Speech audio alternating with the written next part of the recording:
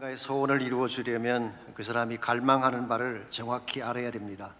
그래야 바른 방향으로 그 소원을 이루어 줄 수가 있죠. 특별히 그 대상이 사랑하는 사람인 경우에 그분이 갈망하는 필요를 정확히 알아야지 그분의 마음을 시원케 해드릴 수가 있습니다.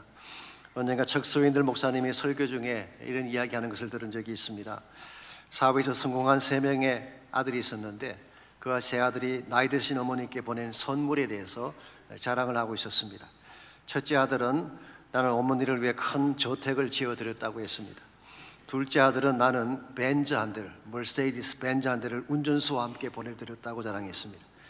듣고 있던 셋째 아들이 겨우 그 정도밖에 못하느냐고, 형들도 알다시피 어머니가 성경을 너무 좋아하시는데 눈이 어두워서 잘 보시지 못하지 않느냐고, 그래서 나는 성경 전체를 다 암송하는 앵무새 한 마리를 보내드렸어. 이 앵무새는 12년 동안 12명의 수도사가 수도원에서 경견훈련과 말씀을 특별히 시킨 특별한 새야. 해서 향후 10년간 매년 10만 불씩 헌금을 하기로 하고 그 앵무새를 샀지. 좀 비싸긴 하지만 그만한 가치가 있다고 생각해. 어머니가 원하는 성경 구절만 되면 척척 암송해 드리는 것을 상상해봐. 이렇게 해서 세 아들이 선물을 다 보냈는데요, 얼마 후에 어머니께서 땡큐 카드를 보내왔습니다. 첫째 아들에게 너가 지어준 집이 너무 커서 불편하단다. 내가 설 방은 하나면 되는데 그 집을 청소해야 되니 이게 장난이 아니구나. 둘째 아들에게는 나는 너무 늙어서 어디를 여행할 수가 없구나. 그래서 머세디스 벤츠를 탈 기회가 거의 없단다.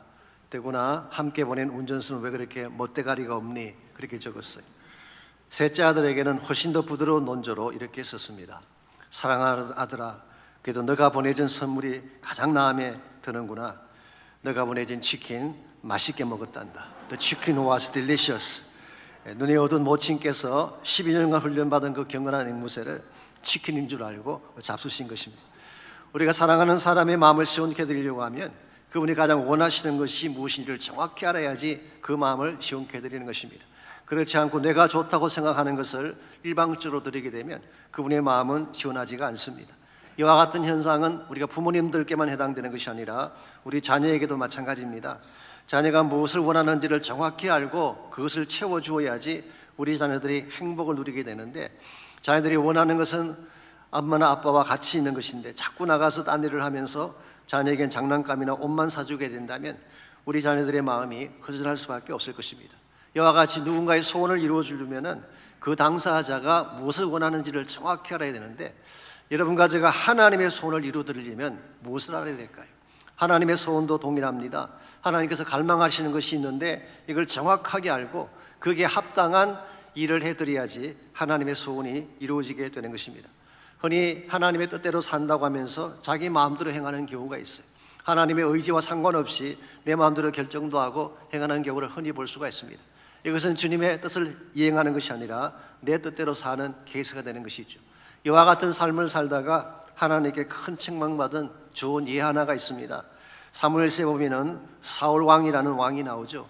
이 왕이 아말렉과의 전쟁에서 승리했을 때에 모든 전리품을 진멸시키라는 하나님 말씀을 어기고 양과 소를 전리품으로 가져왔습니다.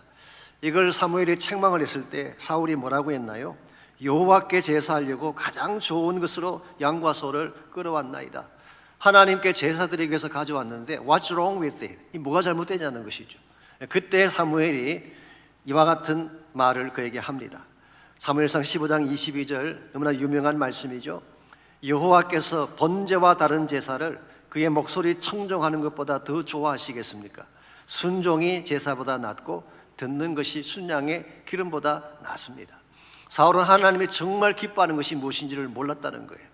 사울의 생각에는 하나님이 원하시는 것이 제사라고 생각을 했는데요, 물론 제사가 중요하긴 합니다. 그러나 제사보다 더 중요한 것은 마음이죠.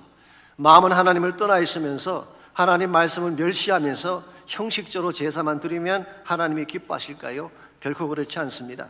하나님은 순종하는 마음, 경외하는 마음을 더 원하시고 있는 것이죠. 사울의 케이스를 정확히 말씀드리자면 실제로는 자기 탐욕 때문에 그 소와 양을 가져온 것입니다. 빙자는 하나님을 빙자했고 제사를 빙자했지만 실제로는 자신의 욕망을 채우기 위해서 그와 같은 일을 한 것입니다. 이와 같은 행태는 결코 하나님께 기쁨이 될 수가 없습니다. 한 가지 우려가 되는 것은 오늘날 현대교회가 어쩌면 이런 유사한 패턴을 밟고 있는 것은 아닌지라는 우려가 있습니다. 외형을 크게 만들고 숫자 자랑이나 하면서 자신들이 원하는 것을 행하면서 하나님의 이름을 빙자하고 하나님 비전을 빙자해서 행하는 일들이 많지 않는가라는 것입니다. 이것은 우리 인간의 만족에는 합당할지 모르지만 하나님께는 전혀 기쁨이 되지 않는 케이스입니다. 그래서 우리 A.W. 토즈라는 유명한 목사님이 계시죠. CNM의 교단을 대표하던 목사님이십니다. 그분은 오래전에 이런 말씀하신 적이 있습니다. 현대교회는 갈멜산 위에 엘리야의 제단을 쌓은 후에 하늘을 향한 기도는 하지 않고 제단 옆에 놓여있는 12개의 돌덩어리만 세고 있다. 정말 해야 될 일은 하지 않고 하나님을 향한 갈구는 전혀 하지 않으면서 누가 더 큰 돌덩어리를 가졌나 본인이 가진 돌덩어리를 카운트하고 있는 현대 교회 모습, 이러한 모습으로는 절대로 세상을 정복할 수가 없습니다. 어떻게 이와 같은 모습으로 바알을 이기고 아세라를 이길 수가 있겠어요? 이런 측면에서 우리가 정말 하나님이 기뻐하시는 소원을 이루어 드리려면 내가 원하는 것이 아니라 또한 세상이 원하는 것이 아니라 하나님께서 갈망하시는 것이 무엇인지를 정확히 알고 그 소원을 이루어 드려야지 바른 삶을 살 수가 있는 것입니다. 자, 그렇다면 하나님의 소원은 무엇일까요? 저는 두 가지 차원에서 말씀을 드릴 수 있다고 생각하는데요. 첫 번째는 우리가 잘 되는 것입니다. 우리 자신이 죄사함 받고 참된 생명을 얻고 하나님과의 사랑의 관계성에서 행복하게 사는 것, 이게 하나님이 가지신 소원입니다. 요한사무서 1장 2절에 나오는 말씀처럼 내 영혼이 잘됨 같이 너가 범사에 잘되고 강건하기를 원하시는 것, 이게 사실은 아버지의 마음이죠. 부모된 마음이 자식이 잘되는 것이 가장 큰 관심사 아니겠습니까? 흔히 그렇게 생각하는 분이 계세요. 하나님 우리를 일하기 위해서 부르셨다. 그리고 나의 존재는 복음을 위해 쓰임하는 도구에 불과하다, 이렇게 생각하는 분이 계시죠. 저는 개인적으로 조금 우려가 된다고 생각합니다. 너무 익스트림이에요. 하나님 여러분과 저를 어떤 도구로 사용하시려고 창조하신 것일까요? 그렇지 않습니다. 사랑의 대상으로 만드신 거예요. 그러므로 우리가 하는 어떤 일이나 업적보다도 우리 자신을 더 소중히 여기시는 것이 하나님이십니다. 그러므로 무조건 선교를 한다고 복음을 한다고 해서 자신을 함부로 내드리는 것은 바람직한 자세가 아닙니다. 얼핏 보면 헌신적으로 보일지 모르지만 실제로는 위험해요. 왜냐하면 그와 같은 경우는 오래가지 못하기 때문에 하나님과의 사랑의 관계가 먼저 우선되어야 되는데 이것이 충분하지 않는 가운데에 사역과 일에 초점 맞추면 어떻게 되겠어요? 결국은 오래가지 못하고 무너지게 되는 것입니다. 그래서 건강한 선교단체들은 선교사 개인의 영성을 굉장히 소중하게 생각합니다. 가정을 굉장히 중요하게 여기죠. 그래야지 더 깊게 더 길게 사역을 할 수가 있는 것입니다. 자, 이와 같이 하나님의 첫 번째 관심사는 여러분과 저의 잘 되는 것인데요, 그렇다고 해서 우리가 하나님의 사랑만 누리고 평안과 행복만 추구하며 사는 것이 바람직할까요? 그건 아닙니다. 정말 하나님이 나를 사랑하신다는 것을 안다면 하나님께서 기뻐하시는 일을 우리가 이루어 드려야 돼요. 여기서 중요한 것이 순서입니다. 사랑이 먼저고 그 다음에 사역이에요. 자, 하나님께서 정말 우리를 사랑하셔서 우리에게 이와 같은 축복을 안겨주셨다면 이제 우리가 마땅히 해야 될 일이 뭘까요? 하나님이 마음속에 정말 기뻐하시는 일, 그것은 바로 하나님 나라를 이루는 것입니다. 모든 열방이 주께로 돌아와서 하나님 앞에서 영광을 찬양하며 노래하는 그 날이 도래하는 것, 이게 하나님이 가장 마음속에 두시는 소원인데 이제는 이 소원을 이루어드리고 이것을 위해 살아가야지 바른 그리스도인이 되고 바른 교회가 될 수 있다, 그런 말입니다. 그러므로 정리하면 이와 같습니다. 하나님의 소원은 우리가 진실로 주님의 사랑받는 자녀가 되어서 그 사랑 때문에 땅끝까지 복음을 전거하고 하나님 나라를 세우는 것입니다. 이와 같은 소원을 바로 알고 이것을 향하여 달려갈 때에 여러분과 저의 삶이 바르게 쓰임받고 온전한 열매를 맺는 것입니다. 여러분의 인생을 살아가시는 과정에서 하나님의 소원을 알고 계시는지요? 만약 그 소원을 알고 있다면 어떻게 하면 이 소원을 성취하며 살아갈 수가 있을까요? 오늘 주신 본문을 중심으로 그것을 함께 정리해 보려고 합니다. 오늘 지금 본문에 보시면은 노사도 바울이 남기는 마지막 말씀이 기록이 되어 있습니다. 얼핏 보면 단순한 안부의 말씀처럼 보이지만 이 안부의 말씀 밑에는 바울이 부탁하고 싶은 간곡한 당부가 내재되어 있습니다. 그것은 하나님 나라 사역을 위한 당부라고 할 수가 있습니다. 오늘 본문의 전후를 보시게 되면요, 사도 바울을 도왔던 동역자들이 크게 두 그룹으로 나누어져 있습니다. 우리 지난주에 다루었던 말씀이긴 하지만 7절부터 11절까지 보시게 되면 첫 번째 그룹이 나오고 오늘 같이 읽은 본문인 12절에서 18절까지 보면은 두 번째 그룹이 나옵니다. 첫 번째 그룹은 어떤 사람일까요? 11절을 잠깐 보겠습니다. 유스도라 하는 예수도 너에게 문안하느니라. 그들은 할례파이나 이들만은 하나님의 나라를 위하여 함께 역사하는 자들이니 이런 사람들이 나의 위로가 되었느니라. 즉 앞부분에 소개된 그 인물들은 할례파라고 그렇게 소개했습니다. 이 할례파라는 말은 혈통적인 유대인이다, 그런 뜻입니다. 태생 자체가 유대인으로 태어나서 바울의 동력자가 된 케이스를 말하는 것이죠. 실제로 유대인들의 대다수는 바울을 대적하고 하나님 나라를 대적했는데 이들만은 하나님 나라를 위해 동력을 했기 때문에 이것이 바울에게 큰 힘이 되고 위로가 되었다고 말씀한 것입니다. 그 반면에 오늘 본문에 등장하는 인물들은 유태인이 아닙니다. 이방인들의 케이스입니다. 그래서 태생 자체는 이방인이었지만 하나님의 부름받고 동력한 케이스를 말합니다. 이들 중에는 에바브라도 들어가고 우리가 잘 아는 누가라고 하는 사람도 들어갑니다. 성경학자들이 누가를 이방인으로 보는 이유가 사실 오늘 본문에 근거를 한 것입니다. 그래서 신약 성경의 저자들 가운데 유일한 이방인 저자, 그게 누가예요. 나머지는 전부 다 유태인 저자가 기록한 것이 신약 성경이죠. 이걸 보게 되면요, 바울은 본인이 유대인이라고 해서 유대인들하고만 일하지 않았어요. 반대로 본인이 이방인의 사도로 부름받았다고 해서 이방인들만 기용하지 않았어요. 유대인도 기용을 하고 이방인도 기용하고 둘 다 함께 동력한 것을 볼 수가 있습니다. 소위 말하는 호모지니어스 프린시플이 아니에요.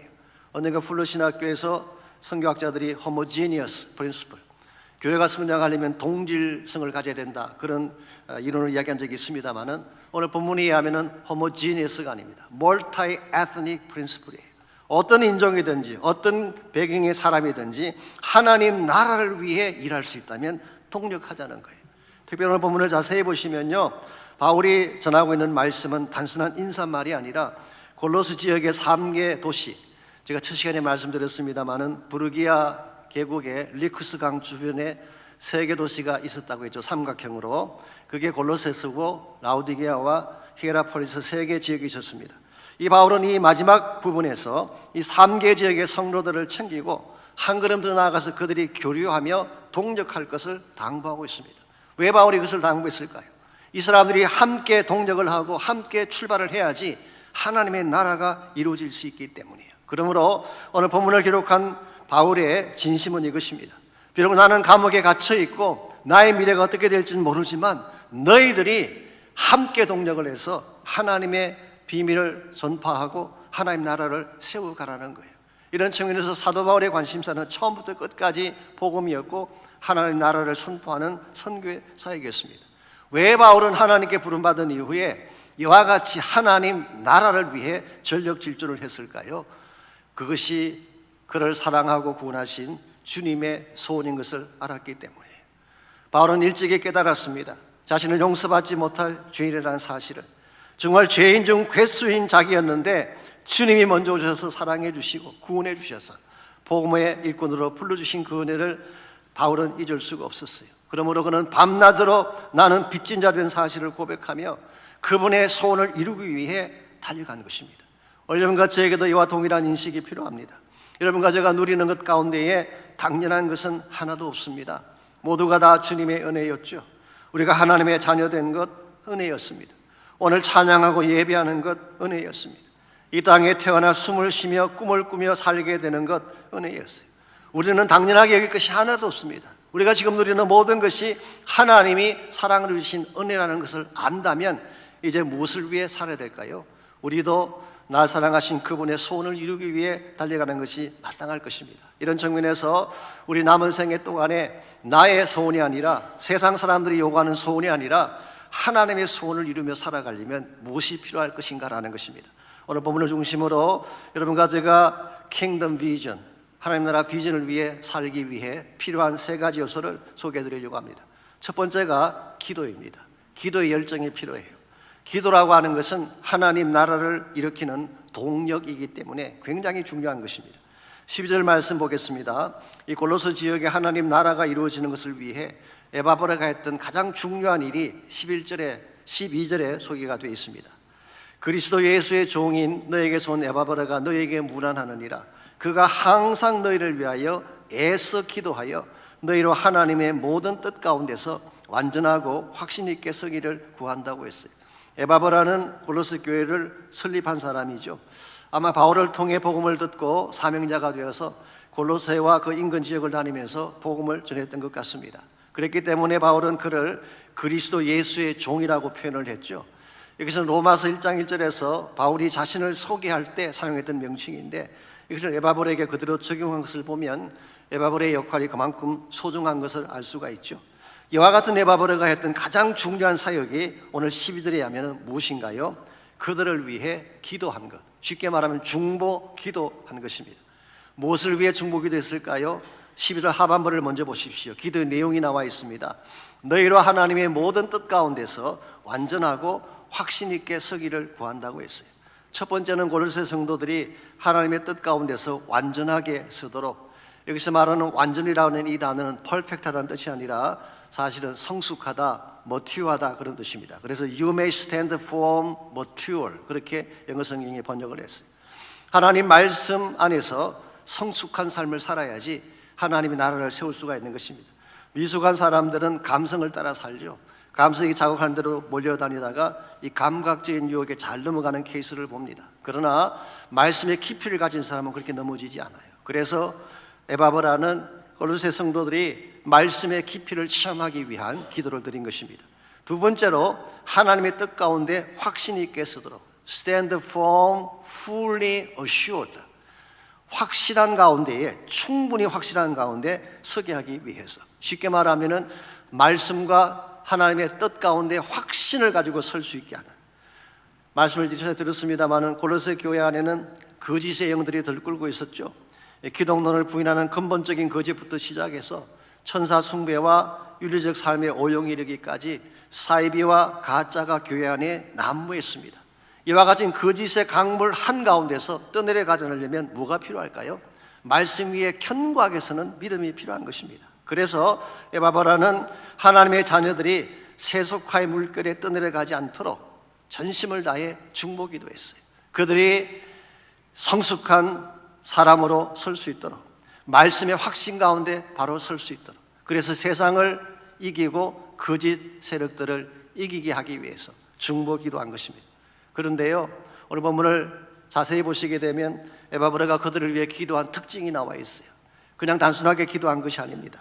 우리 12절 상반부를 보게 되면요, 그가 항상 너희를 위하여 애써 기도했다. 여기 에바브라의 기도에 두 가지 특징이 나오는데, 첫 번째가 항상이라는 단어, always. 그의 기도는 지속적이었어요. 힘들다고 쉰다든가 바쁘다고 중단한 것이 아니라 항상 기도의 자리에 나갔던 기도. 또 메시지 바이블은 이것을 이렇게 번역했어요. tireless in your prayer, in his prayer. 그의 기도에 있어서 tireless, 지치지 않고 계속 기도했다.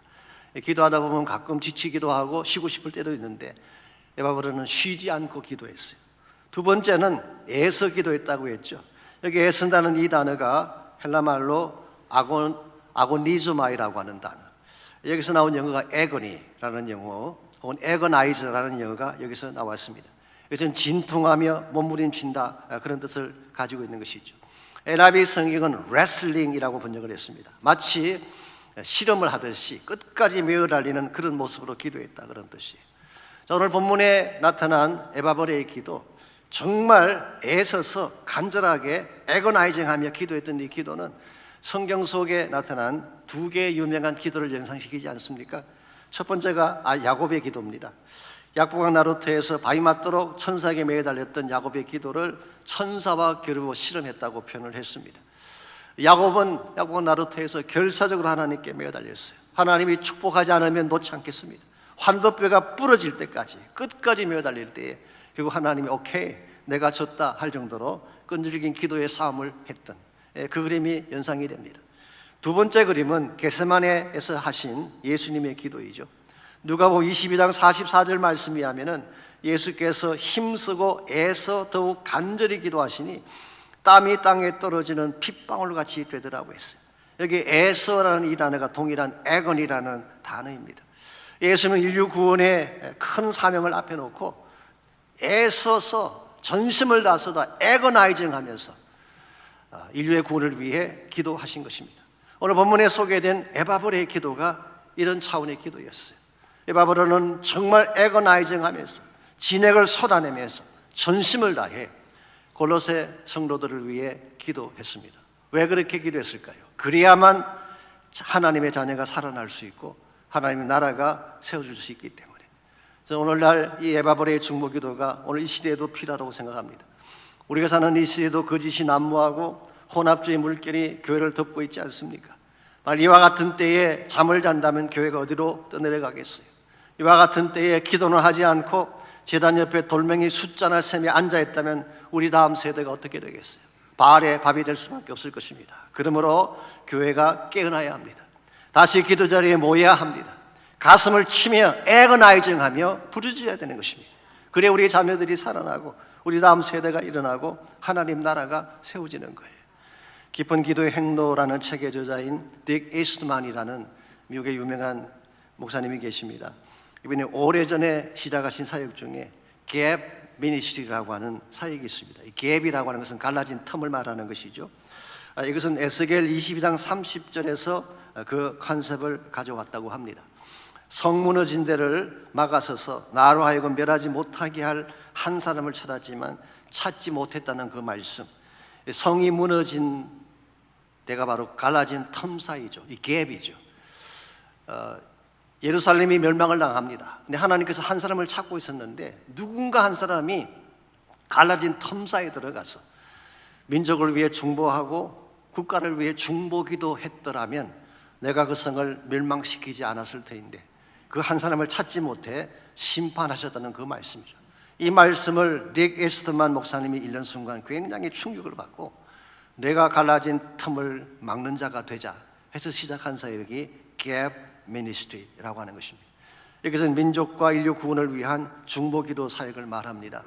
이 사역을 통해 그동안 수많은 캠퍼스가 복음화되고 수많은 젊은이들이 주께로 돌아왔고 오늘날 세계 129개국 이상에서 기도학교가 세워지는 큰 역사가 일어났습니다. 닉 이스트만이 자주 하는 말 중에 이런 말이 있습니다. 기도는 죽지 않습니다. 기도는 죽음이나 무덤이 삼킬 수 없는 능력입니다. 기도는 결코 죽지 않아요. 죽음이나 무덤마저도 삼킬 수 없는 파워가 기도에 있다는 것입니다. 그러므로 어떤 죽음의 권세도 기도 앞에는 꺾이게 되는 것입니다. 어떤 불가능의 사건도 기도를 이겨낼 수 없는 것입니다.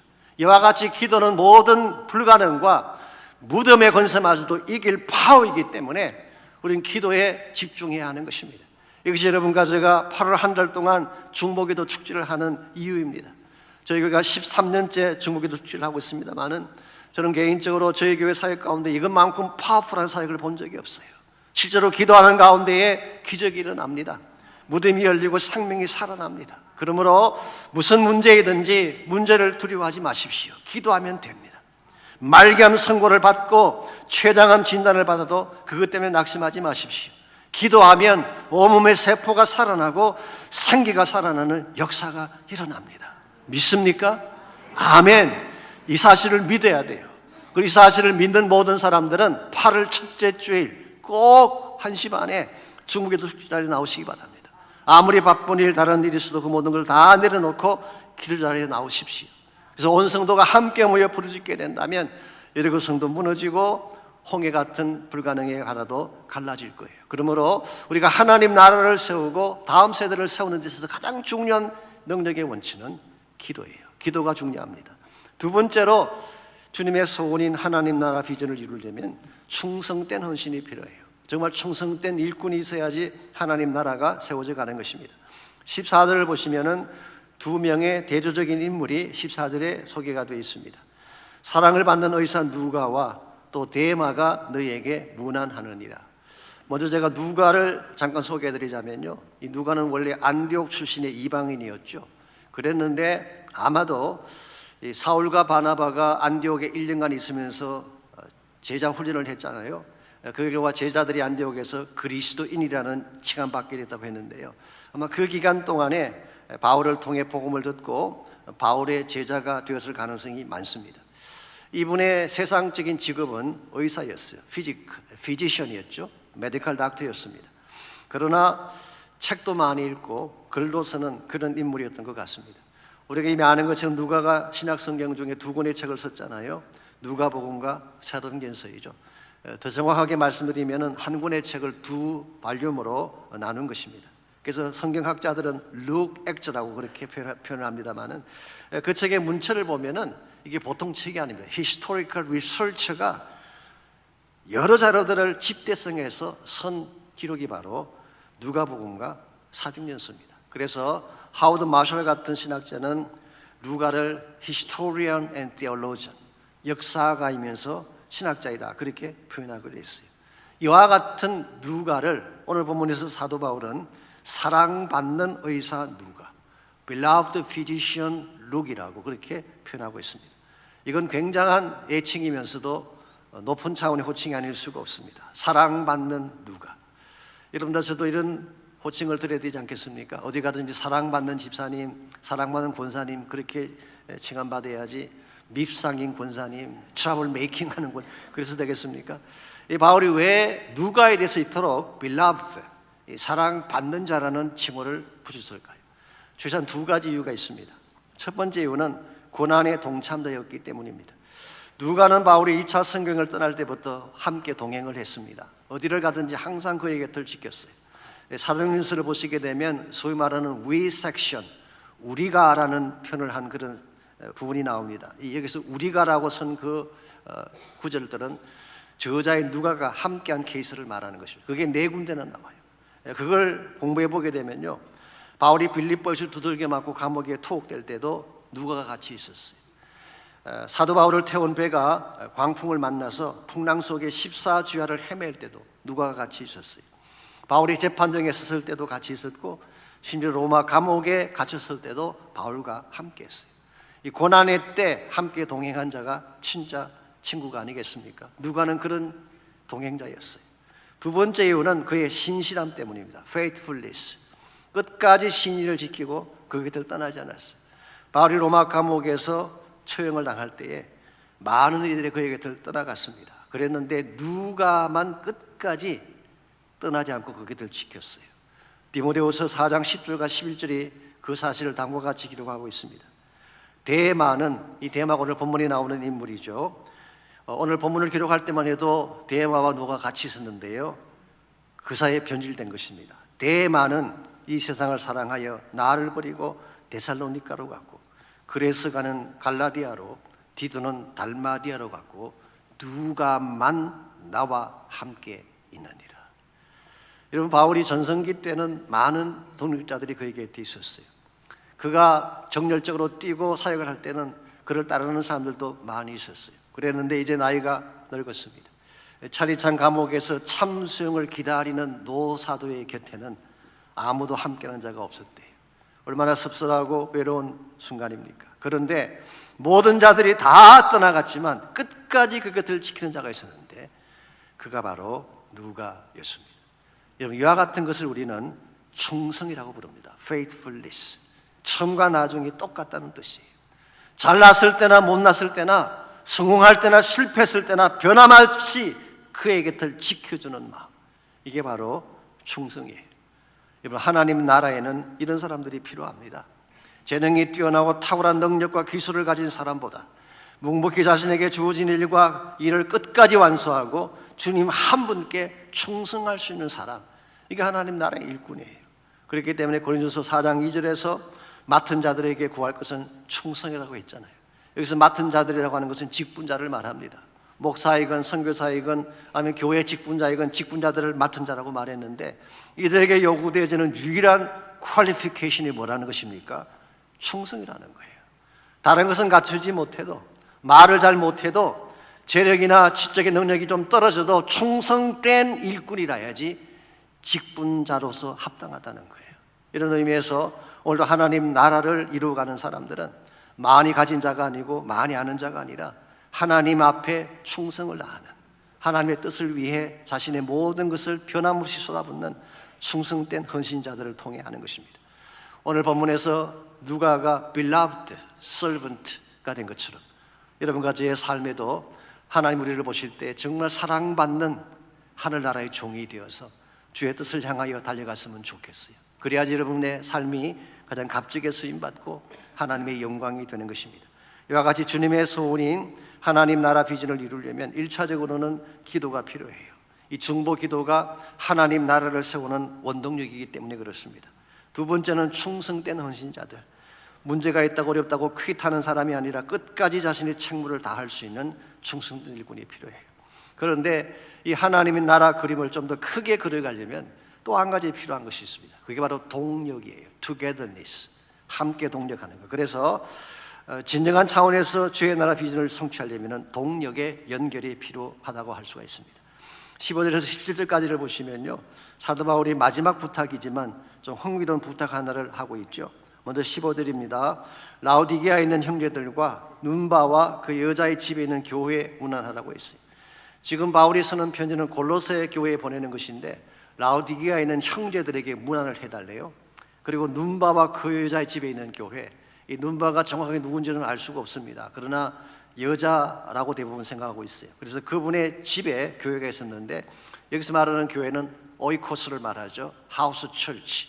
그래서 초대교회의 아주 티피컬한 교회 형태 중에 하나가 가정교회였습니다. 그래서 라오디게아의 지역에는 형제들에게도 문안을 전하고 그리고 눈바의 집에 있는 하우스 철치에도 안부를 전해다오. 그리고 17절에 나오는 아키포라고 하는 사람은 빌레몬서 1장 2절에 의하면 빌레몬의 아들입니다. 즉 골로새 지역을 섬겼던 중요한 사역자 중에 한 명이죠. 이와 같은 여러 계층의 그 공동체들이 함께 문안 받을 것을 이야기한 후에 16절을 보시면 이렇게 말씀하고 있어요. 이 편지를 너희에게서 읽은 후에 라오디게아인의 교회에서도 읽게 하고 또 라오디게아로부터 오는 편지를 너희도 읽어라. 즉 편지를 서로 교환해서 읽으라는 것입니다. 자, 왜 이런 부탁을 하고 있는 것일까요? 왜 여러 계층에 있는 사람들에게 안부를 전하고 부탁을 드리고 그리고 편지를 서로 나누어 읽으라 그렇게 말하는 것일까요? 하나님 나라 사역은 동력해야 된다는 사실을 가르치기 위함이에요. 이번 하나님 나라 사역은 절대로 독불장군이 있을 수가 없습니다. 혼자 할 수 없어. 함께 동력하고 함께 협력해야 되는 것입니다. 오늘 우리가 사는 이 시대는 개인주의가 팽배한 시대이죠. 그러다 보니까 나의 역할만 챙기고 주장하려고 하는 이기적 경향이 솔직히 있습니다. 그러나 이것은 하나님 나라의 멘탈리티는 아닙니다. 함께 공유하고 서로 나눌 수 있을 때 하나님의 나라가 더 영향력 있게 펼쳐져 나가는 것입니다. 이런 의미에서 저는 지나친 교단주의를 경계해야 된다고 생각합니다. 저는 교단이 필요하다고 생각하는 사람이에요. 특별히 제가 속해 있는 서던 베프티스트가 된 것을 저는 굉장히 중요하게 생각하고 자랑스럽게 생각합니다만은 솔직히 서던 베프티스트만큼 말씀 중심적이고 복음적이며 선교 중심적인 교단이 어디 있겠어요. 그럴지라도 만일 우리 교단만 옳고 나머지는 틀렸다고 말한다면 문제가 있어요. 이게 소위 말하는 디나미네이셔널리즘, 교단을 너무 숭배하는 이런 정신은 굉장히 위험합니다. 제가 언젠가 로렌 커닝햄이 쓰신 그 책을 보니까요, 이분이 반하우스라고 하는 장로교 신학자 한 분의 말을 인용하면서 이런 말을 한 걸 적었어요. 이 도널드 반하우스라는 분이 여러 교단 사람들과 같이 교류도 하고 오순절 계통교회나 감리교회나 여러 교단들을 다니면서 사역하신 분인데요, 이분이 그런 말씀하셨어요. 여러 교단들을 쭉 비교를 해봤더니요, 그 차이점이라고 하는 것이 5% 미만이래요. 95%는 다 같은 거예요. 그러면서 하신 말씀이 이 지역적인 작은 이 차이점 때문에 나누어지고 깨어지고 독자적인 활동하는 것은 바람직하지가 않다. 좀 더 큰 그림을 위해서, 하나님 나라라고 하는 그 큰 그림을 위해서 동력하는 것이 필요하다. 그런 말씀을 제가 본 적이 있어요. 저는 저희 교단의 선교 전략자 한 분도 동일한 이야기 하시는 것을 들은 적이 있습니다. 오래전에 저희 교단 IMB 총재이신 제일 랭킨 박사와 또 IMB 스태프들이 우리 미주 한인교회 그 목사님들 몇 분하고 같이 매년마다 그 컨퍼런스를 가졌습니다. 애뉴얼리 컨퍼런스를 가졌는데요, 그때 강사로 오신 분 중에 한 분이 짐 슬랙이라고 하는 우리 남침례교단의 선교 전략가입니다. 이분이 저희들 모임에서 그런 이야기를 하셨어요. 21세기 선교에는 두 개의 키워드가 필요하다. 첫 번째가 네트워크란 단어예요. 온 세계가 금일줄처럼 연결되어 있는데 우리만 따로 있어서는 아무것도 할 수 있는 것이 없다는 거예요. 그러므로 모든 교단, 모든 선교단체들이 서로 연결되어져야 된다. 두 번째 단어가 collaboration이라는 단어를 썼어요. 이 단어는 함께 일을 해야 된다 그런 뜻이에요. 그래서 요즘은 IMB도 다른 선교단체들과 함께 동력을 하고 함께 일을 합니다. 그래야만 하나님 나라를 이룰 수 있기 때문에. 이런 의미에서 여러분 가정의 삶도 조금 삶의 영역을 넓혀야 돼요. 내 삶의 공간을 확장해야 됩니다. 나의 권리, 나의 주장만 하며 살 것이 아니라 내가 받은 축복을 공유하기도 하고 나누기도 하는 삶. 그래야지 더 큰 차원의 하나님 뜻을 이룰 수가 있는 것입니다. 하나님의 소원은 한 가지입니다. 지금이라도 온 열방이 주께로 돌아와서 하나님 백성 되는 것이 주님의 소원이에요. 이와 같은 주의 소원을 이루려면 모든 교회들, 모든 단체들, 모든 주의 종들이 협력하는 동력이 필요한 것입니다. 뿐만 아니라 이와 같은 하나님 나라 성취하는 데는 또 한 가지 중요한 리더가 있습니다. 그것은 바로 고난의 대가를 지불해야 된다고 하는 것입니다. 18절 말씀 보겠습니다. 골로새서의 마지막 구절이면서 바울이 남긴 마지막 당부의 말씀. 그래서 골로새서 전체의 the last verse, 맨 마지막 벌스입니다. 그러므로 이것은 바울이 골로새 성도에게 남긴 마지막 메시지인데요. 18절입니다. 나 바울은 친필로 문안하노니 내가 매인 것을 생각하라. 은혜가 너에게 있을지어다. 이 고대 사회에서는요, 편지를 일반적으로 대필자가 대신 씁니다. 바울 서신도 대부분 대필자가 썼어요.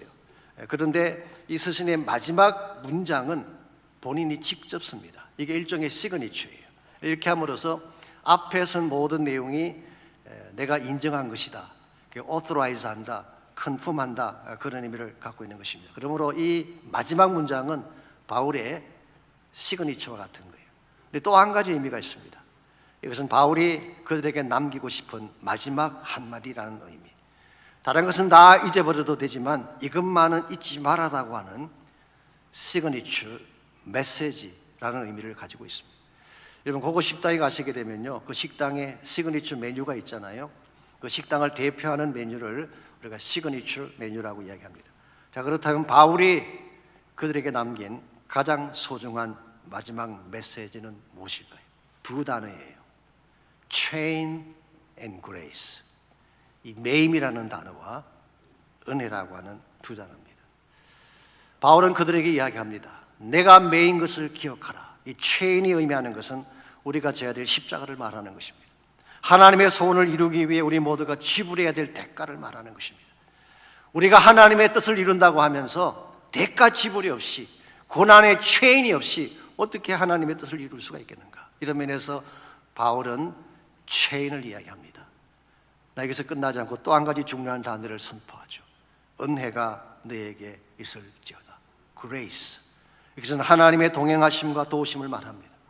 정말 하나님의 앞에 부름받고 하나님 나라 위에 전심을 다해 달려간 사람들을 위해 준비해 놓으신 하나님의 특별한 은총을 말합니다.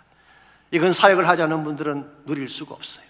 정말 주님 때문에 고생도 해보고 빼앗기기도 해보고 고난도 당해보고 복음 때문에 전심을 들여본 사람들만이 누릴 수 있는 하나님의 은혜, 바로 이 두 가지 단어를 가지고 그의 서신의 마지막을 장식하고 있습니다. 그러므로 이 chain and grace, 이 두 가지를 바로할 때 여러분과 제가 하나님 나라 위에 쓰임받을 수가 있는 것입니다.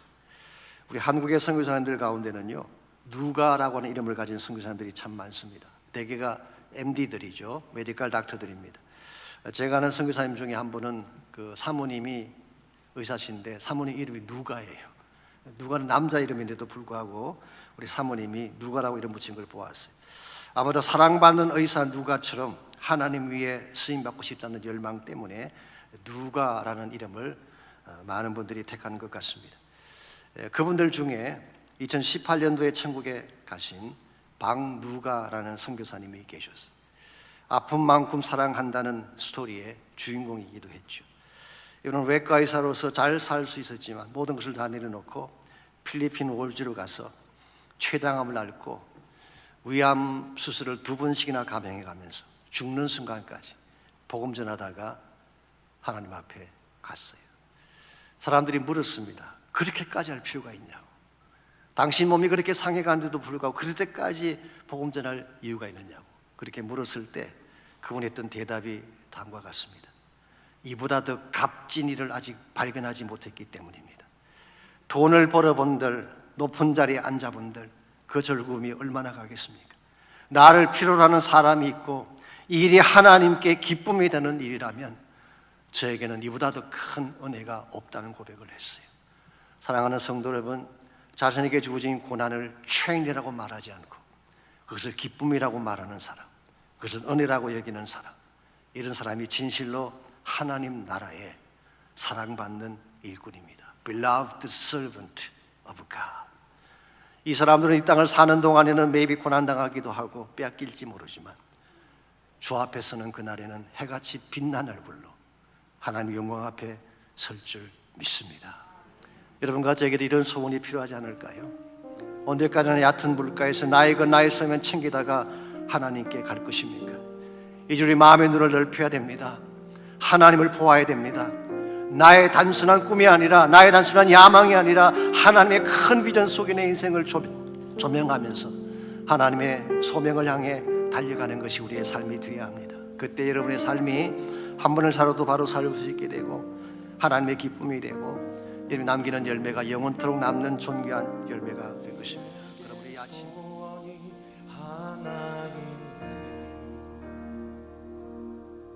주님 다시 오실 그날까지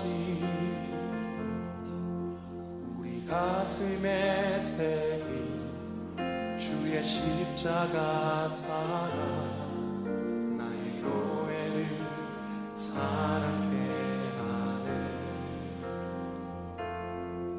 주의 교회를 향한 우리 마음 희생과 포기와 방한과 고난 하며 죽음조차 우릴 막을 수 없네. 우리 교회는 이 땅에 있나. 교회를